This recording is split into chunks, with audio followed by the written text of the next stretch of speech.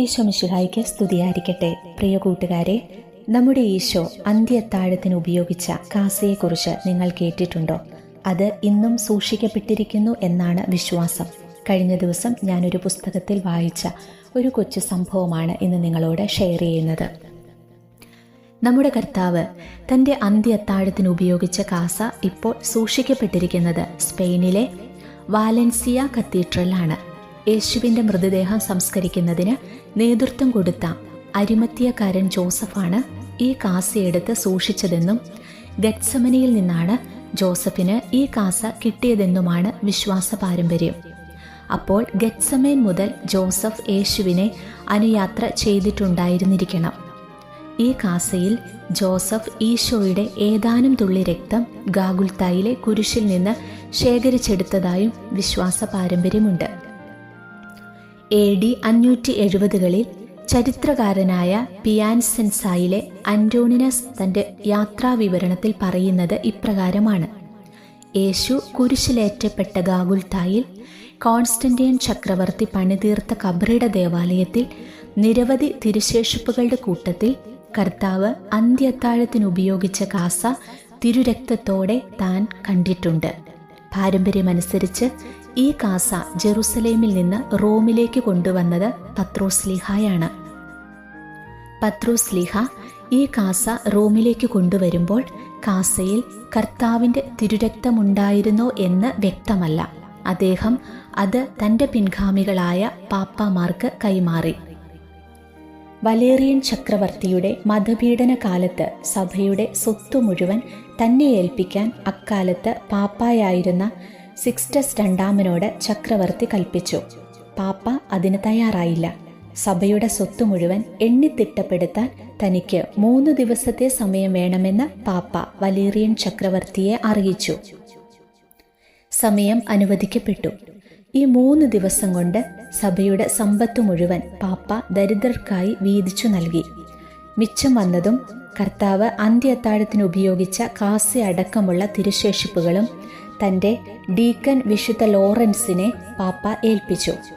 Deacon Lawrence ഈ വിശുദ്ധ കാസ Spanish പട്ടാളക്കാരൻ സീലിയസിനെ ഏൽപ്പിച്ചിട്ട് രഹസ്യമായി സ്പെയിനിലെ തൻ്റെ വീട്ടിലെത്തിക്കാൻ പറഞ്ഞു. ഇങ്ങനെയാണ് ഈ വിശുദ്ധ കാസ സ്പെയിനിലെത്തിയത്. ഇക്കാലത്തെ കാസയിലുണ്ടായിരുന്ന നമ്മുടെ കർത്താവിൻ്റെ തിരുരക്തത്തെക്കുറിച്ച് പരാമർശമൊന്നുമില്ല.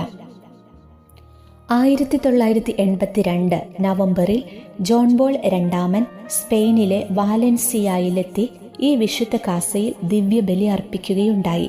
2006 ജൂലൈയിൽ വാലൻസിയയിൽ നടന്ന ലോക കുടുംബ സമ്മേളനത്തിൻ്റെ സമാപന ദിവ്യബലി ബെനഡിക്റ്റ് 16 പാപ്പ അർപ്പിച്ചത് ഈ കാസയിലാണ്. സഭ ഈ കാസയെ ദിവ്യകാരുണ്യ അത്ഭുതങ്ങളുടെ ഗണത്തിലാണ് ചേർത്തിരിക്കുന്നത്. ഇതൊരു കൊർണേലിയൻ കാസയാണ്. വൈഡൂര്യത്തിൽ തീർത്ത ഈ കാസയുടെ വ്യാസം 9 സെന്റിമീറ്ററും ഉയരം 17 സെന്റിമീറ്ററുമാണ്. വിവിധ ഭാഗങ്ങളായിട്ടാണ് ഇത് നിർമ്മിക്കപ്പെട്ടിരിക്കുന്നത്. ഇതിൻ്റെ തണ്ട് വിലപിടിപ്പുള്ള കല്ലുകളാൽ നിർമ്മിതമാണ്. മുകൾ ഭാഗം കപ്പ ആകൃതിയിലുമാണ്. ഇതിൻ്റെ ഓരോ ഭാഗങ്ങളും ഓരോ കാലങ്ങളെ സൂചിപ്പിക്കുന്നു. ഈ കാസ എന്ന് നിർമ്മിക്കപ്പെട്ടതാണെന്ന് ഇതുവരെ കണ്ടെത്താൻ കഴിഞ്ഞിട്ടില്ല. കാസയിൽ അറബിയിൽ കാണുന്ന ലിഖിതം പല വിവാദങ്ങൾക്കും വഴിതെളിച്ചെങ്കിലും ഏകദേശ നിർമ്മാണ കാലയളവ് മനസ്സിലാകുന്നതിന് ഒരു പരിധിവരെ ഇത് തെളിവായി എടുക്കാം.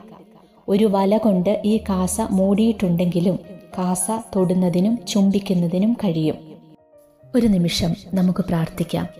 ഞങ്ങളുടെ രക്ഷയ്ക്ക് വേണ്ടി സഹനത്തിൻ്റെ കാസ ആവോളം കുടിക്കാൻ തിരുമനസ്സായ പരിശുദ്ധ പരമ ദിവ്യകാരുണ്യമേ, ഞങ്ങളുടെ ജീവിതത്തിൽ സംഭവിക്കുന്നതെല്ലാം അവിടുത്തെ ഹിതമാണെന്ന് തിരിച്ചറിഞ്ഞ് അങ്ങ് ഞങ്ങൾക്ക് നൽകുന്ന സഹനത്തിൻ്റെ കാസ സന്തോഷത്തോടെ കുടിക്കാൻ ഞങ്ങളെ അനുഗ്രഹിക്കണമേ. പരിശുദ്ധ പരമ ദിവ്യകാരുണ്യത്തിന് എന്നേരവും ആരാധനയും സ്തുതിയും പുകഴ്ചയും ഉണ്ടായിരിക്കട്ടെ. പരിശുദ്ധ പരമ ദിവ്യകാരുണ്യത്തിന് എന്നേരവും ആരാധനയും സ്തുതിയും പുകഴ്ചയും ഉണ്ടായിരിക്കട്ടെ. പരിശുദ്ധ പരമ ദിവ്യകാരുണ്യത്തിന് എന്നേരവും ആരാധനയും സ്തുതിയും പുകഴ്ചയും ഉണ്ടായിരിക്കട്ടെ.